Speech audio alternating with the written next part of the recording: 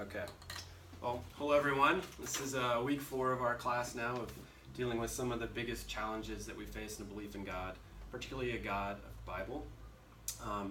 This is going to be probably the longest class, so I'm just going to do a quick run through of the previous classes. In case they're of interest, we've got these up on YouTube and I can send you those links. So in the first week, we looked at the biggest questions of life and made a case that a belief in God is the only worldview that sufficiently addresses those questions. In week 2, we wrestled with questions like, is there anything I can know for sure? What can I know beyond a reasonable doubt? And what should be considered evidence? Well, last week we actually looked at some of the evidence for the creation, design, and fine-tuning of the universe, while trying to address the question of why there's something at all rather than nothing. Well, with much fear and trembling, we're going to discuss human origins today. This is probably the most controversial, most hotly debated topic between science and religion. From the Scopes monkey trial of 1925, to Richard Dawkins and the New Atheists, to modern debates about teaching evolution, creation, and intelligent design in schools. This is a slippery slope topic. Although I enjoy learning about this topic, there are tons and tons of books about human origins. I've done my best to summarize the major points, but I fully admit that I'm not an expert here. My field of expertise is finance. It's about as far away from this topic as you can get. So your mercy and grace is appreciated. Before we go any further, if you'll join me please in a word of prayer. Dear Heavenly Father, thank you for this chance to be together today. We pray for increased clarity of mind around these tough topics, that your love for us will come shining through, that you'll instill a confidence in us that we are deeply loved by you, that we should endeavor to love each other just as deeply. Let us see each other as you see us. Please bless this time together. In Jesus' name, amen. Well, from where do we come? Do you feel the weight of that question? If you do, it's because it has to do with our identity. Let's kick off today's class on human origins with a quote from St. Augustine. In matters that are so obscure and far beyond our vision, we find in Holy Scripture passages which can be interpreted in very different ways without prejudice to the faith we have received. In such cases, we should not rush in headlong and so firmly take our stand on one side that, if further progress in the search for truth justly undermines its position, we too fall with it. And here's a quote from Francis Collins, who headed up the Human Genome Project. While the question of the origin of life is a fascinating one, and the inability of modern science to develop a statistically probable mechanism is intriguing, this is not the place for a thoughtful person to wager his faith. Well, I really like these two quotes. I think there's a lot of wisdom here. Both seem to be warning us to use caution here and ensure that our faith is resilient enough to withstand challenges or changes in the science of the day. Here's a related warning. Beware of the God of the gaps. So God of the gaps is a term used to describe current gaps in scientific knowledge that are taken to be evidence or proof of God's existence. For example, lightning and earthquakes were once thought to be manifestations of God, but now science can explain them. A faith that places God in the gaps of current understanding about the natural world may be headed for crisis if advances in science subsequently fill those gaps. We should be wary of it because the God of the gaps places God on a pedestal of our own ignorance. Worshipping God as the explanation for everything you don't understand is not worshiping the true God. Although the God of the gaps fallacy is typically applied to those of the faith, scientists are not immune to this fallacy either. Some scientists invoke unknown natural laws or phenomena to fill the gap in their understanding, so they can continue to hold to a naturalistic worldview. As mathematician and philosopher of science John Lennox put it, I suspect that belief in an evolution of the gaps is probably more widespread than a belief in the God of the gaps, since concentration on the latter allows the former to thrive undetected. In other words, if you're holding firmly to a particular worldview, like a belief in God or scientific naturalism, then you'll likely have a bias for filling in the gaps of unexplained phenomena with explanations that fit nicely into your worldview. Let's define the terms of the primary groups when it comes to the evolution and creation debate. Well, Darwinism is a theory of biological evolution developed by the naturalist Charles Darwin, stating that all species of organisms arise and develop through the natural selection of small inherited variations that increase the individual's ability to compete, survive, and reproduce. Creationism is the religious belief that the universe and life originated from specific acts of divine creation. Young Earth creationism was made famous by Archbishop Usher in the early 17th century, who interpreted the days of Genesis as literal 24-hour days of one Earth week, and thus the Earth began, as he wrote and calculated, in 4004 BC. However, the modern term Young Earth creationism was coined in the 1960s by Henry Morris and the Institute for Creation Research. They take a literal interpretation of time in the Bible, stating that the Earth is less than 10,000 years old. The humans and dinosaurs used to live side by side, etc. Intelligent design was coined in the 1990s. It argues that evolution has many gaps and can't account for the origin of life or the complexity of nature, and thus an intelligent designer must have guided or intervened in the process. And theistic evolution. It holds that God created life and then guided natural selection to develop all complex life forms from simpler ones. Well, there's much argument between these various groups, and just like most things, there are extremist views with loud voices on all sides. For example, Darwinists believe they represent the factual sciences, and that they have the theory which explains everything, and that creationism is just an outdated superstition, that intelligent design is pseudoscience, and that theistic evolution simply inserts wish fulfillment. The other camps hold that Darwinism doesn't answer some very important questions, and that it is a theory in crisis. Well, what do Americans believe? A 2004 Gallup poll asked this question. Do you think that 1, Charles Darwin's theory of evolution is a scientific theory that has been well supported by evidence? Or 2, it's just one of many theories and one that has not been well supported by evidence? Or 3, you don't know enough about it to say? Well, the results of the poll indicate that Americans are all over the map on this. They answered about 1/3 in each of these 3 categories. Here's another poll question. Which of the following statements comes closest to your views on the origin and development of human beings?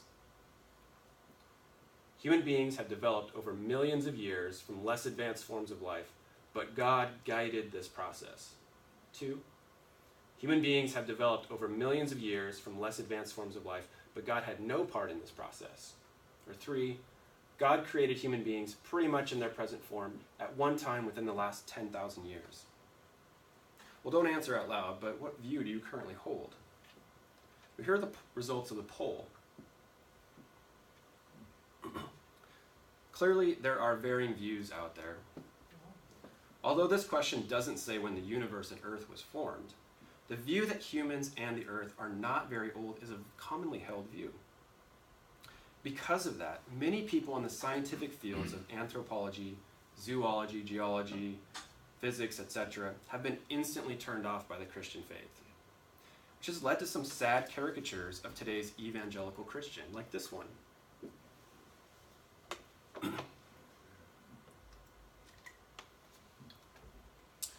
Again, this is a caricature of Christianity often found in popular media.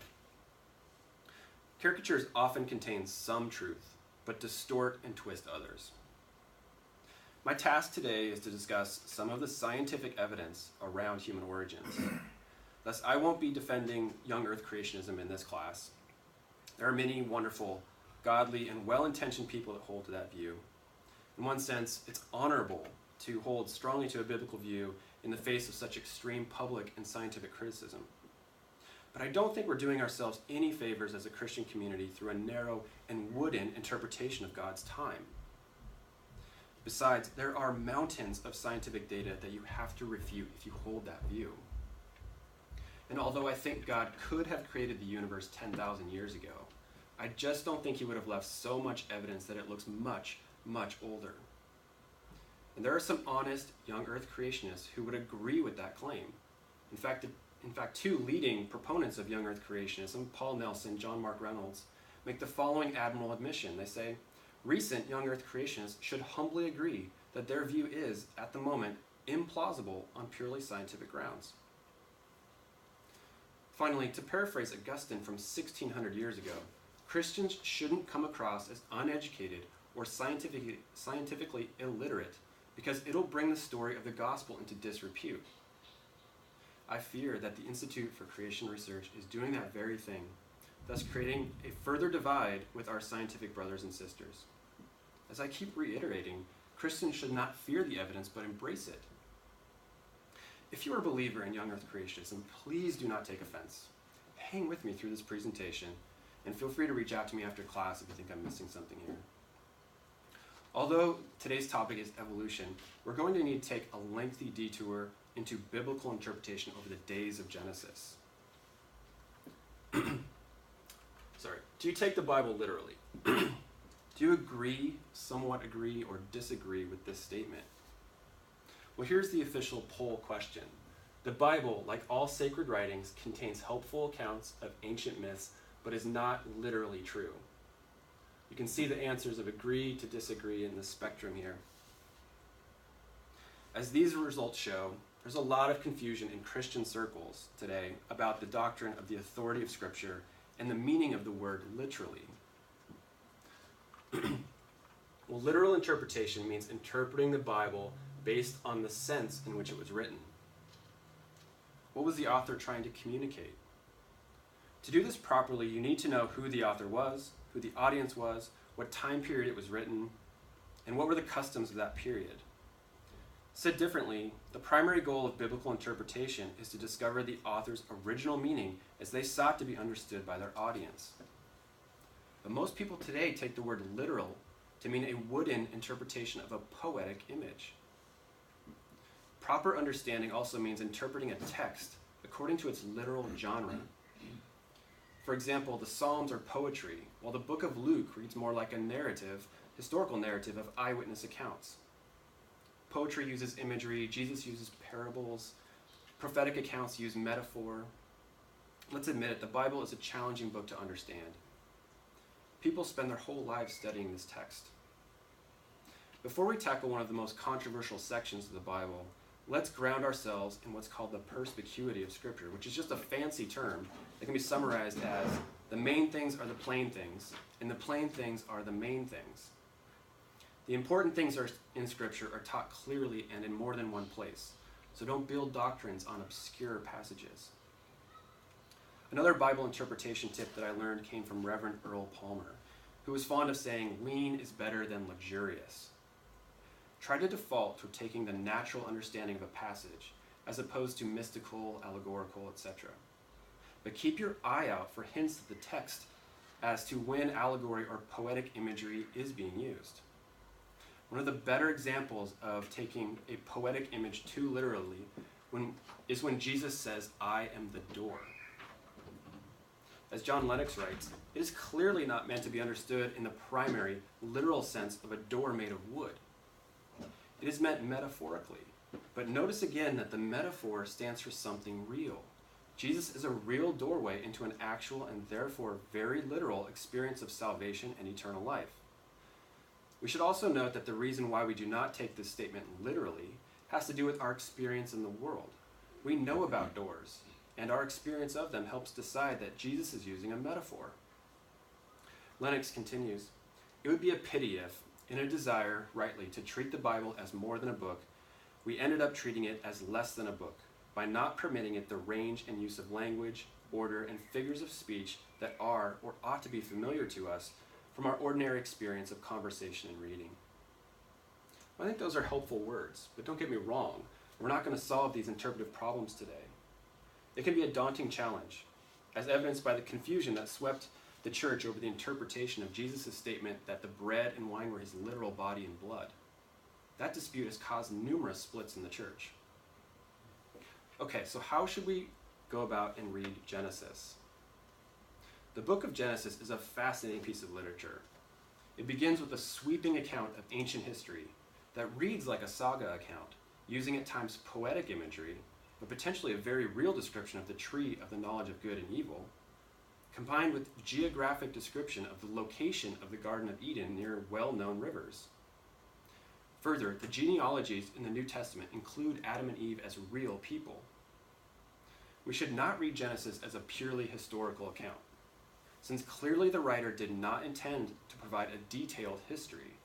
For example, the sons of Adam and Eve eventually got married, but there's no mention of God creating wives for them. There's little mention of other humans living at that time, but that seems to be implied when God puts a mark on Cain to protect him from being killed by others when he is sent away. These are signs that we need to allow the book of Genesis some freedom to be a sweeping saga account and not strictly historical. Though as the book progresses, particularly after chapter 11, it increasingly reads like a historical account. In the end, the literary genre of Genesis is not clear. One of society's hot-button items is with respect to interpreting the concept of time in the book of Genesis. Well, what is time? Since we live with the concept of time always on our mind and in our face, most people have a hard time defining it. I found it helpful to memorize the simple definition of time. Time is that which prevents everything from happening all at once. If you exist outside of time, then everything can happen all at once. Time was thought to be constant until Einstein's theory of relativity showed that time and speed are interrelated. In other words, the faster you're going, the slower time moves for you. This is why the watches worn by astronauts are always running behind identical watches back home at NASA. The Hebrew word used in Genesis 1 for day can be used to describe a 24-hour day and to describe a long period of time. Or it can carry a symbolic representation, for example, the day of the Lord, or the saying, in my grandfather's day. Another potential variation of the word day is in the seventh day, when God rests from the work of creating, but yet there's no mention of evening and morning, as there was for the first 6 days. This omission is remarkable and may imply that the seventh day is different than the first 6. In St. Augustine's view, God sanctified the seventh day, making it an epoch of time that extends onward into eternity. The sun did not appear until day 4. So is it possible the writer of Genesis wasn't referring to 24-hour days? These are all great and challenging questions.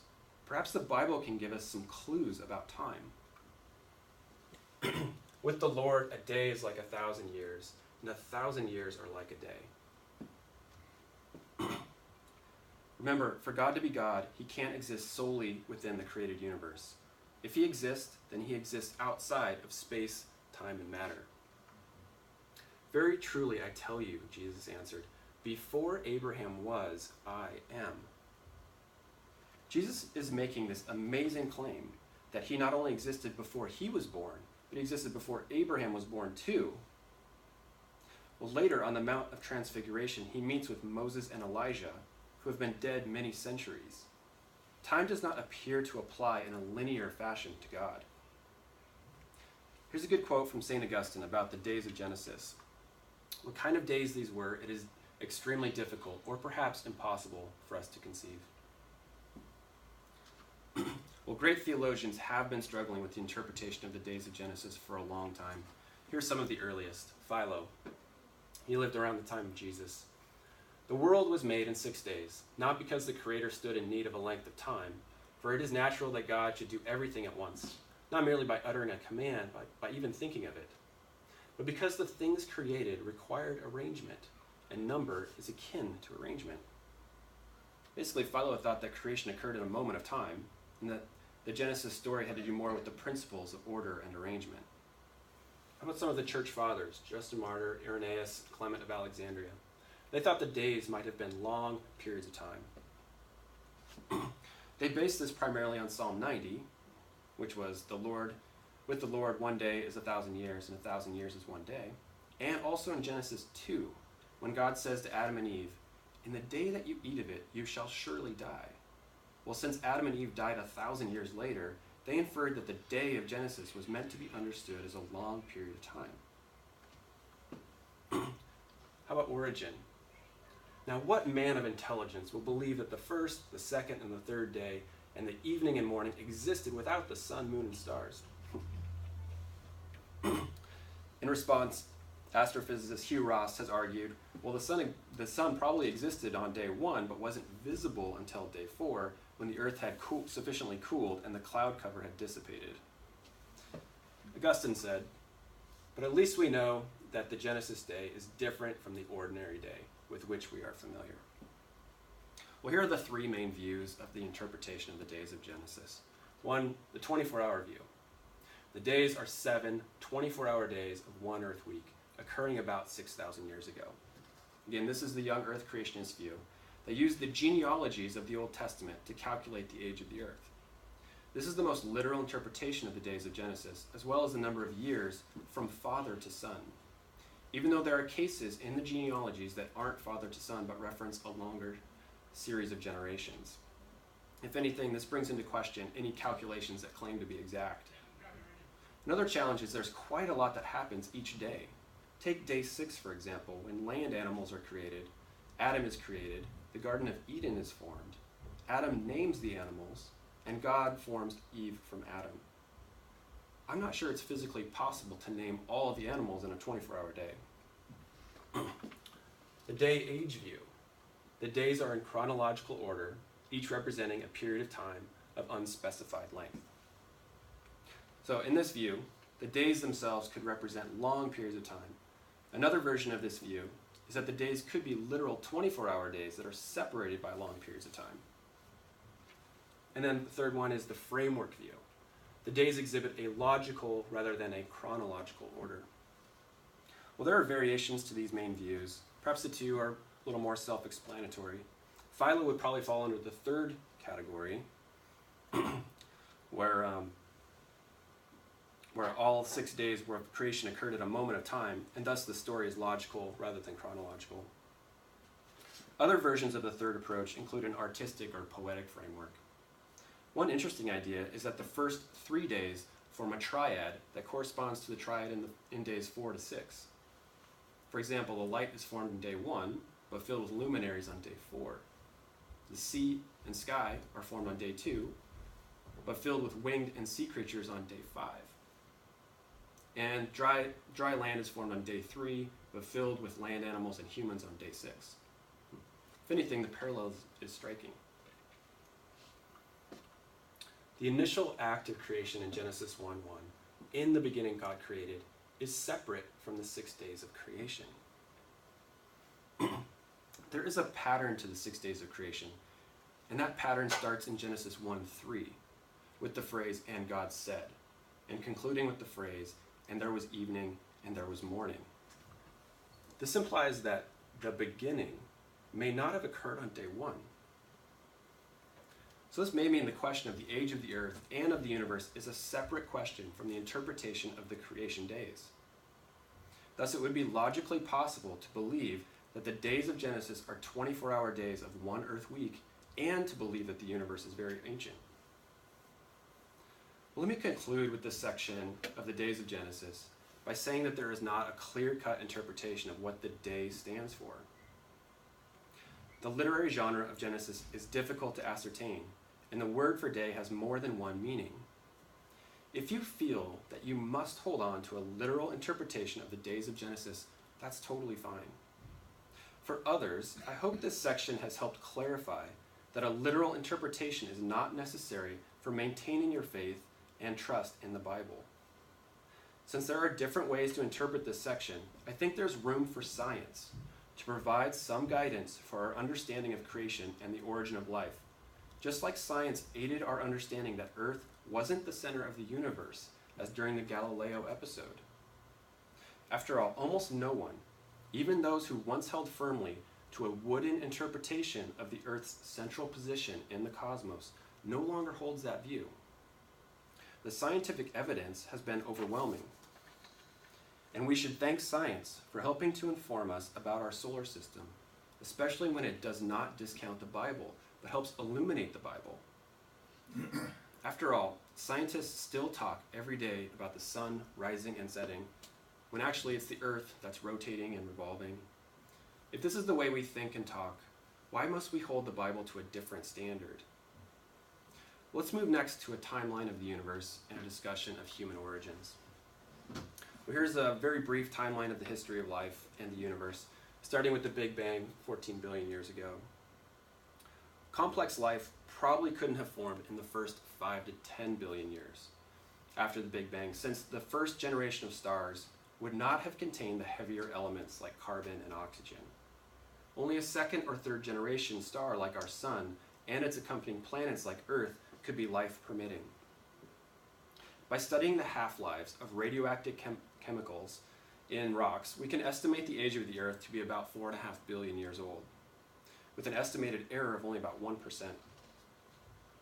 But no current hypothesis comes close to explaining how in the space of a mere 150 million years, the prebiotic environment that existed on planet Earth gave rise to life. Well, Darwin, his theory is that millions of years ago, life began with simple single-celled creatures and then developed through mutation and natural selection into the vast array of plant and animal life found on Earth. Darwin's theory is often summarized by the phrase survival of the fittest. Darwin proposed that all living species are descended from a small set of common ancestors, perhaps just one. He held that variation within a species occurs randomly, and that the survival or extinction of each organism depends upon its ability to adapt to the environment, called natural selection. Micro versus macroevolution. Well, no one really argues microevolution. For example, finches with bigger beaks that have adapted to the type of seed found in their area, cockroaches that are resilient to insecticide, or bacteria that adapts to antibiotics. Darwinists claim, though, that the evidence found in microevolution can be extrapolated to macroevolution, which is the transformation into new species. A major challenge with accepting Darwinism is that it requires us to grasp the significance of extremely long periods of time. Moreover, seeing new species evolve is not part of anyone's everyday experience. Well, Darwinism and religious faith have often been portrayed as arch enemies. Here's a quote from Time magazine. And here's one from T.H. Huxley, Darwin's bulldog.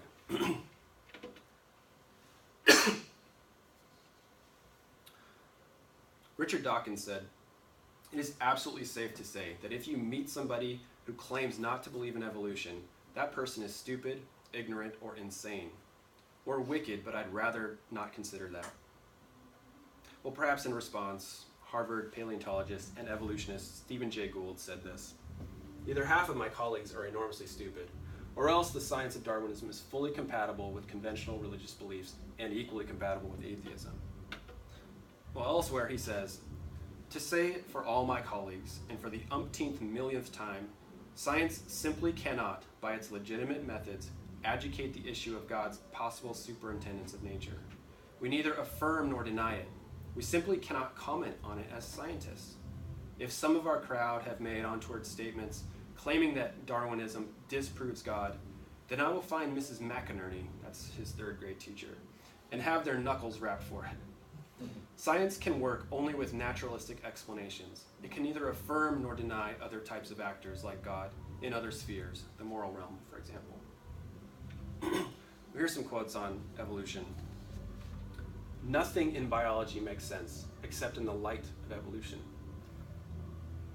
No serious biologist today doubts the theory of evolution to explain the marvelous complexity and diversity of life. In fact, the relatedness of all species through the mechanism of evolution is such a profound foundation for the understanding of all biology that it is difficult to imagine how one would study life without it." Well, both of these guys are Christians who believe in evolution. In fact, they both fall into the theistic evolution camp. And here's one more quote from a Christian who believes evolution is a theory in crisis. evolutionary theory is still, as it was in Darwin's time, a highly speculative hypothesis, entirely without direct factual support, and very far from that self-evident axiom some of its more aggressive advocates would have us believe. Okay, so there appear to be opinionated experts, both believers and non-believers, on both sides of this theory. Let's talk about some of the scientific challenges with the theory. I'll narrow it down to two. One, explaining the origin of the first life. And two, explaining how all life forms are related, including macroevolution. Let's talk about that first challenge. So, for unguided, naturalistic macroevolution to be true, the first life must have generated spontaneously from non-living chemicals. Darwin's theory presupposes that non-living chemicals, if given the right amount of time and circumstances, could develop by themselves into living matter. Well, in 1953, Stanley Miller and Harold Urey recreated what scientists then thought was the atmosphere of the primitive Earth. They simulated lightning and then showed that organic compounds like amino acids could emerge. Their results made headlines around the scientific world. The experiment was a farce because they used gases they knew would create chemical reaction versus what was really in the Earth's atmosphere. By 1980, geochemists had concluded that the Earth's atmosphere consisted of gases emitted from volcanoes, a very different mixture than what Miller and Urey had used. I can still remember reading about this experiment when I was in college and being blown away at how easy life could be created. Well, even though this experiment has been debunked 40 years ago, it is unfortunately still commonly used in biology textbooks today. Here's what Miller said: "The problem of the origin of life has turned out to be much more difficult than I and most other people envisioned." As Harvard biologist Andy Knowles said, "The short answer is we don't really know how life originated on this planet. There have been a variety of experiments that tell us some possible roads, but we remain in substantial ignorance." Well, during Darwin's day, most scientists believed life was rather simple, and thus there would likely emerge an explanation for how it could arise naturally. But the opposite has turned out to be true. What are the odds that random interactions of prebiotic soup would generate a single functional protein? Now keep in mind that one protein molecule has about 100 amino acids. So there's three considerations to include. First is the probability of incorporating only peptide bonds, which is 1 chance in 10 to the 45th. Then add the probability of incorporating only left-handed amino acids, which is also 1 in 10 to the 45th. Then add the probability of achieving correct amino acid sequencing, which is 1 in 10 to the 74th. When you sum all of that up, the answer is 1 in 10 to the 164th. That's a 1 followed by 164 zeros. Well, if you recall from last week's class on cosmology, there are only 10 to the 80th subatomic particles in the entire universe. That's all the protons, neutrons, and electrons in the entire universe. So if the equation we just walked through had an answer equal to 10 to the 80th, then it would be equivalent to the odds of finding one specially marked subatomic particle somewhere in the universe. But that would be twice as easy in comparison to 10 to the 164th. And again, one protein molecule is not life. To get life, you need to get 200 of those protein molecules together. There's also a chicken and egg dilemma, because DNA relies on proteins for its production, but proteins rely on DNA for their production. Scientists have been unable to combine chemicals in a test tube and arrive at the DNA molecule. This became abundantly clear in 1953 with the discovery of DNA, the chemical that encodes instructions for building and replicating all things. DNA consists of 4 nitrogen bases, commonly represented by the letters A, G, T, and C. The letter ordering and intricate folding of DNA is extremely important. It's 3 billion letters long.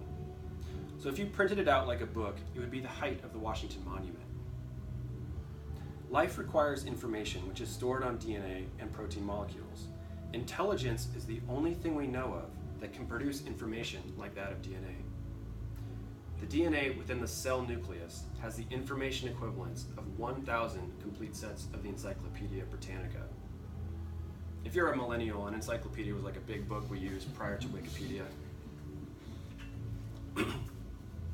Well, the improbability of the first life is mind-boggling, perhaps miraculous. The complexity of the simplest known type of cell is so great that it is impossible to accept that such an object could have been thrown together suddenly by some kind of freakish, vastly improbable event. Such an occurrence would be indistinguishable from a miracle. The origin of life appears to be almost a miracle. So many are the conditions which would have had to be satisfied to get it going. Well, Francis Crick here, the co-discoverer of DNA, he's also an atheist. Instead of believing that God is the miracle behind the first life and the information found in DNA, he would rather believe that first life came from aliens in what's called panspermia. And he's not alone. Other prominent atheists like Stephen Hawking, Richard Dawkins, and Fred Hoyle have also wondered about this. Of course, that would beg the question of who created the aliens. But by proposing aliens as the cause, they're inherently conceding two things. One, that they can't explain the origin of life through natural causes. And two, that life is so complex that it must have come from some sort of intelligence. Well, we should pray for them. It's not impossible that they could have a change of heart and accept God as the source of this miracle. Anthony Flew was the most prominent atheist of the last century. In 2004, after 50 years of writing in support of atheism, he changed his mind, precisely because of the evidence provided by DNA. He said, "What I think the DNA material has done is that it has shown by the almost unbelievable complexity of the arrangements which are needed to produce life, that intelligence must have been involved in getting these extraordinarily diverse elements to work together." There's a couple more quotes about the first life. "If you took all the carbon in the entire universe and put it on the face of the earth, allowed it to chemically react at the most rapid rate possible, and left it for 1 billion years, the odds of creating just one functional protein molecule would be 1 chance in 10 with 60 zeros after it."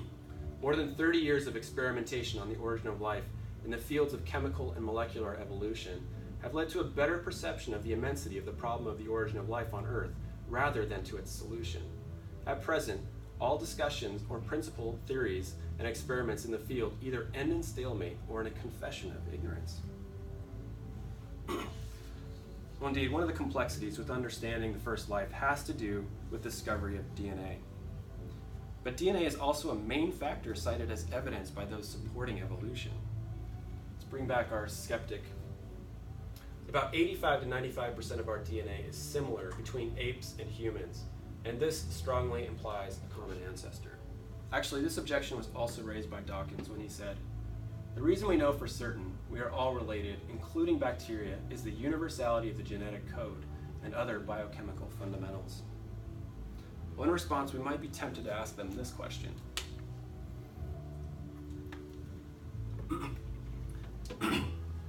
If every living creature were distinct biochemically, a food chain probably would not exist.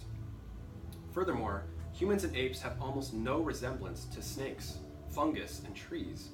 But according to Darwinism, all living things evolved from the same ancestor. Geneticist Steve Jones writes, "A chimp may share 98% of its DNA with ourselves, but it is not 98% human.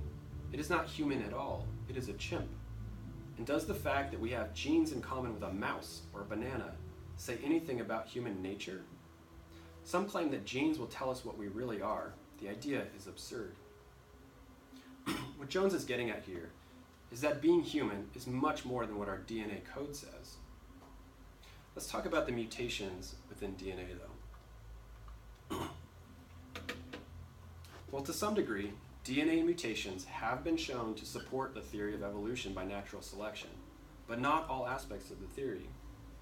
Proponents of evolution point to similarity of DNA coding between similar species, while skeptics question the high rate of positive mutation required to develop complex life in a short time period, and the bursts of new life in periods like the Cambrian explosion.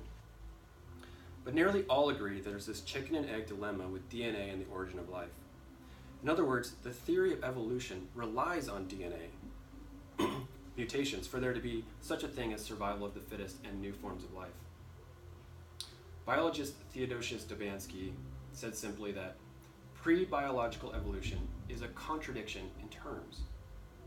Well, Dobansky is one of the world's leading experts in this field, and what he is saying is that the theory of evolution is dead before it gets started, or at the very least, it relies on a creative act to get the process started. Even Richard Dawkins admits that evolution cannot explain the first life. That's a huge blow to evolution being the explanation for everything. Let's get back to the process of mutations. Evolution is all about passing along mutations that have selective advantages. But experience seems to indicate that the vast majority of mutations produce disadvantages. Well, mutations occur at a rate of 1 error every 100 million base pairs per generation. Since we all have 2 genomes of 3 billion base pairs each, one from our mother and one from our father, we all have roughly 60 new mutations that were not present in either of our parents. Most mutations occur in non-essential areas of the genome. Others occur in vulnerable areas that create harmful mutations. But on rare occasions, a mutation will have a slight degree of selective advantage. The challenge is understanding how, on rare occasions, these slight advantages create entirely new species, like that which was found in the Cambrian explosion. Speaking of new species, let's move on to the topic of transitional life forms. First, comic relief.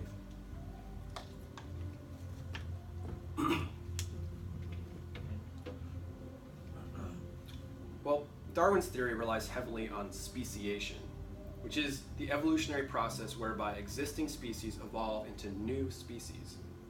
For example, reptiles transitioning into birds.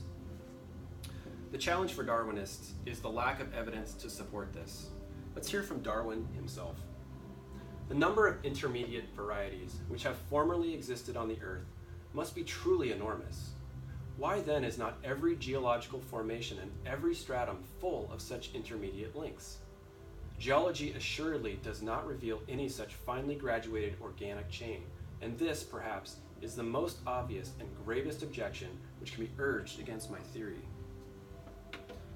Darwinists assumed we'd find thousands, if not millions, of transitional fossils, but we haven't. Darwin was able to show that finch beaks varied in size depending on the weather, and hence their ability to break seeds. This only showed a type of evolution within certain limits. It didn't show how new body types came to be, nor how finches came into existence in the first place. Science observes that life arises only from similar existing life. For example, surviving bacteria always stay bacteria. There's no evidence that it evolves into another type of organism. Natural selection has never been observed to create new types of organisms.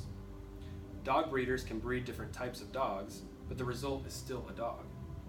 There are genetic limits that prevent crossbreeding of different animal types. These genetic limits can be seen in the breeding of female horses with male donkeys, which create mule as offspring. Those mules are always sterile, they can't reproduce.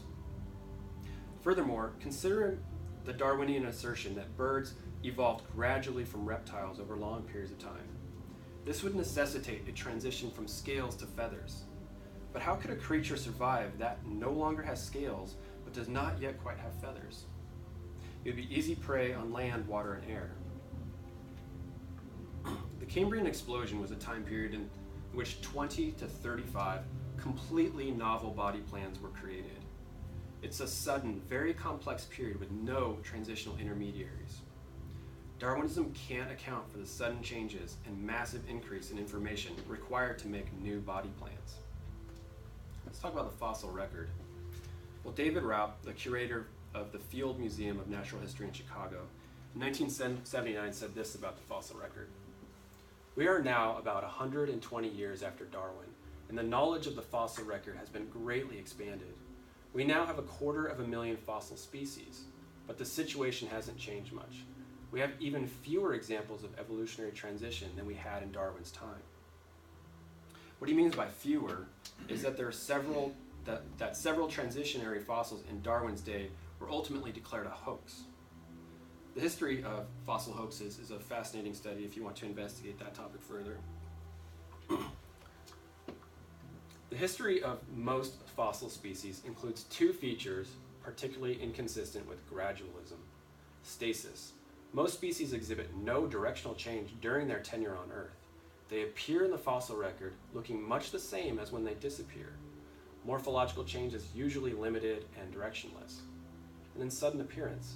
In a local area, a species does not arise gradually by the steady transformation of its ancestors. It appears all at once and fully formed. Furthermore, Colin Patterson, the senior paleontologist at the British Museum, said this about transitionary fossils. I'll lay it on the line. There is not one such fossil for which one might make a watertight argument. Let's walk through an extremely brief period of the timeline of the fossil record. So only single-celled organisms appear in sediments older than 550 million years ago. About 550 million years ago, the Cambrian explosion produced a great number of diverse invertebrate body planes. About 230 million years ago, dinosaurs dominated the Earth. That ended about 65 million years ago. Most scientists are of the opinion that that's when an asteroid hit the Yucatan Peninsula in Mexico, leading to their demise and the rise of mammals. Bones of more than a dozen different hominid species have been discovered in Africa with steadily increasing cranial capacity. Bones of Homo sapiens date from about 195,000 years ago. Neanderthals ceased existing in the fossil record about 30,000 years ago. Population geneticists estimate that we are all descended from a common set of founders, approximately 10,000, who lived about 100 to 150,000 years ago, likely in East Africa. DNA is 99.9% identical between any two humans. This is a remarkably low level of genetic diversity, which distinguishes us from most other species on the planet. Compelling evidence for the common ancestry of all living creatures, for transitional forms from reptiles to birds, and from reptiles to mammals, is debatable. One last thought on the fossil record. We must be wary about relying too heavily on what we find and what we don't find. The vast majority of organisms that have ever lived on Earth have left no trace of their existence. Fossils arise only in highly unusual circumstances. For example, they died in mud or rock. There were no predators or scavengers nearby, and there was limited decay over time. Well, we spent the majority of our time today talking about evolution and its current scientific challenges. I'd like to briefly cover intelligent design and theistic evolution before concluding with some final thoughts. So intelligent design. Evolution has gaps, and life has the appearance of design. The intelligent design movement started with a group of people in the 1990s, mostly scientists, who felt that Darwin's theory of evolution had too many gaps, such as the origin of life, the lack of transitional species, explaining the Cambrian explosion, the complexity of life, for example, irreducibly complex molecular machines, and the vast amount of specified information found in DNA. They argue that an intelligent designer must have guided or intervened in the process. Here's a quote from one of their most well-known advocates, biochemist Michael Behe. The result of these cumulative efforts to investigate the cell, to investigate life at the molecular level, is a loud, clear, piercing cry of design. The result is so unambiguous and so significant that it must be ranked as one of the greatest achievements in the history of science. The discoverer rivals those of Newton and Einstein.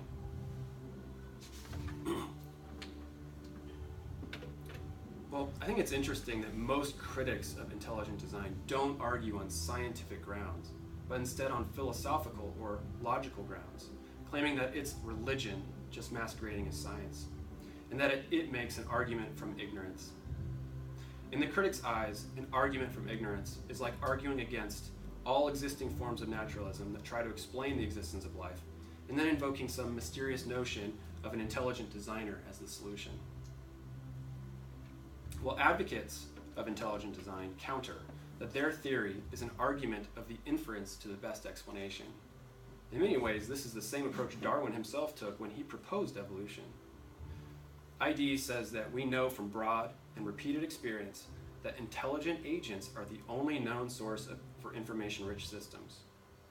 Thus, we may infer, based on our experience and knowledge of established cause and effect relationships, that an intelligent agent is the source of specified information.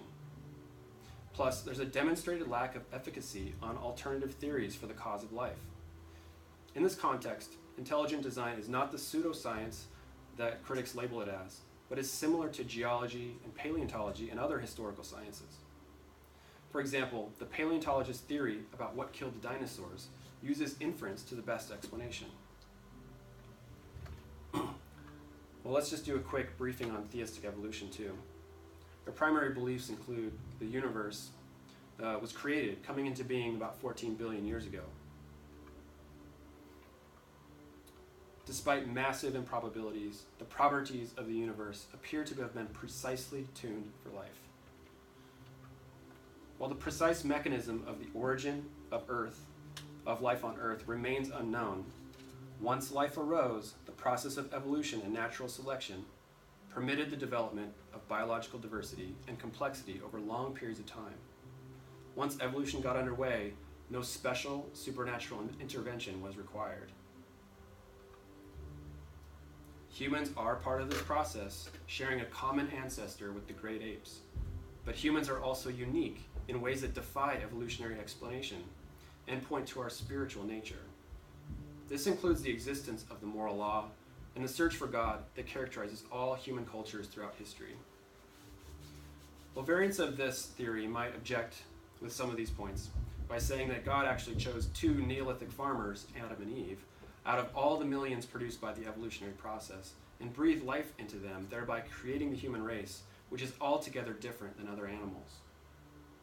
Adherents to some form of theistic evolution include Francis Collins, who I quoted previously, Asa Gray, Darwin's chief advocate in the US, Theodosius Dobansky, and perhaps even John Paul II, who said this: "New findings lead us toward the recognition of evolution as more than a hypothesis. If the origin of the human body comes through living matter which existed previously, the spiritual soul is created directly by God." Well, in an effort to make some concluding remarks, I'd like to start with the words of Andrew Parker. He's an evolutionary biologist and the research director at the Natural History Museum in London. For most of his life, Mr. Parker was an atheist, but he was repeatedly asked to investigate the words of the Bible to see if there was any harmony with evolution. He writes in his book, The Genesis Enigma, "Without expecting to find anything, I discovered a whole series of parallels between the creation story of the Bible's first page and the modern scientific account of life's history. This at least made me think. The congruence was almost exact. The more detail is examined, the more convincing and remarkable I believe the parallels become. One question I will be asking in this book is this: could it be that the creation account on page 1 of Genesis was written as it is because that is how the sequence of events really happened? Here then is the Genesis enigma. The opening page of Genesis is scientifically accurate, but was written long before the science was known. How did the writer of this page come to write this creation account? I must admit rather nervously, as a science averse to entertaining such an idea, that the evidence that the writer of the opening page of the Bible was divinely inspired is strong. I have never before encountered such powerful, impartial evidence that the Bible is the product of divine inspiration." Well, in today's class we talked about some really challenging topics. With so much debate about human origins, we had to spend a significant amount of time today on the Genesis account, exploring the three main views of the interpretation of the days in Genesis. Were they literal 24-hour days of one Earth week? Were the days in chronological order but representative of long periods of time? Or were the days a logical or poetic rendering rather than chronological? A case could be made for each, but all have unanswered questions too. We also spent some time on the challenges with biblical interpretation. It is very difficult to determine the literary genre of Genesis. If anything, we need to give it some leeway to be a saga account and not a detailed historical account as our modern culture is used to reading. And we briefly discussed the concept of time, both from our perspective as human beings, and tried to grasp what time might be like for God that lives outside of time. For us, the overwhelming scientific evidence seems to indicate the universe is approximately 14 billion years old, and the Earth is 4.5 billion years old. If you are someone who has embraced the scientific evidence for the age of the Earth, or the age of the universe, but did not know how to reconcile that with the book of Genesis, then I hope this class has been helpful to bridge the gap between the two. I see no reason why they can't be compatible. Well, we next went through some of the leading theories of human origins, spending the bulk of our time on the theory of evolution, particularly the challenges it faces, such as explaining the first life, explaining how entirely new species develop, and the missing fossil record. Unfortunately, these challenges do not receive much airplay in the popular press or the scientific community. Evolutionary theory does indeed have gaps, but it is like sacred ground to the secular community. Any threats or objections to it are treated harshly, especially by scientists who don't believe in God.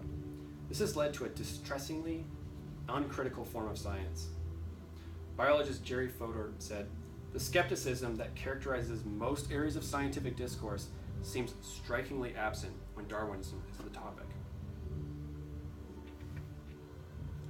Well, in some respects, the discovery of DNA has given further credence to the theory of evolution. But in order for evolution to be true, it relies on positive mutations of DNA. And so the challenge of how non-living chemicals could create the first life and its 30,000 encyclopedia library of information found in DNA remains a mystery, perhaps a miracle. Mathematician Emir Excel stated the mystery well. He said, "Having seen how DNA stores and manipulates tremendous amounts of information and uses this information to control life, we are left with one big question. What created DNA? Was it perhaps the power, thinking, and will of a supreme being that created this self-replicating basis of all life?" Well, science would agree that unguided natural processes do not generate the type of information found in DNA. Even if they were used to create a machine, that machine would still not create any new information. And yet the claim that evolutionary processes not only created information, but also created a creature that could create information. This problem is analogous to the current challenges of creating artificial intelligence.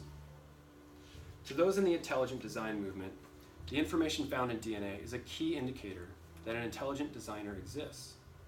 Similarly, the amazing functionality of molecular machines, like the bacterial flagellum, are arguably too complex for a Darwinian explanation. Well, the question of the origin of humans is a significant one. Are we made in the image of God, or were we created by random permutations of matter? In today's class, we talked about the differing views of human origins, Darwinism, creationism, intelligent design, and theistic evolution. Here's the thing. There are Jesus-following, Bible-believing Christians on all sides of this debate. Despite what proponents of each group might claim, there doesn't appear to be an airtight argument for any particular view. We need to be careful about tying our interpretation of the Bible too closely to what's the science of the day. In the end, Scripture has the final word, not our interpretation of it. So let's bring back that quote from Francis Collins from our first slide. While the question of the origin of life is a fascinating one, and the inability of modern science to develop a statistically probable mechanism is intriguing, this is not the place for a thoughtful person to wager his faith. So feel free to investigate these views further, seek out what best supports the scientific facts, while staying grounded in the biblical storyline. But I would caution you, just like Collins did, to not wager your faith on how the origin story unfolded. Don't intertwine your faith so closely with the science of the day, such that your faith falls if new scientific theories emerge. At the same time, don't ignore science and revert to an anti-intellectual type of Christianity, since that can do great damage for communicating the gospel to non-believers. We have nothing to fear from true science, because truth is always on our side. In the end, it's not how God made it happen, it's that He made it happen. Our faith in the God of the Bible is not entirely based on how God did something. The Bible is not a purely scientific or historical textbook. It is the story of why God did something. If you trust in Him, then you can take rest, knowing that God is the mastermind behind it all, and He created a plan to redeem this world, and you yourself through the person and work of Jesus Christ. Thank you very much. All right.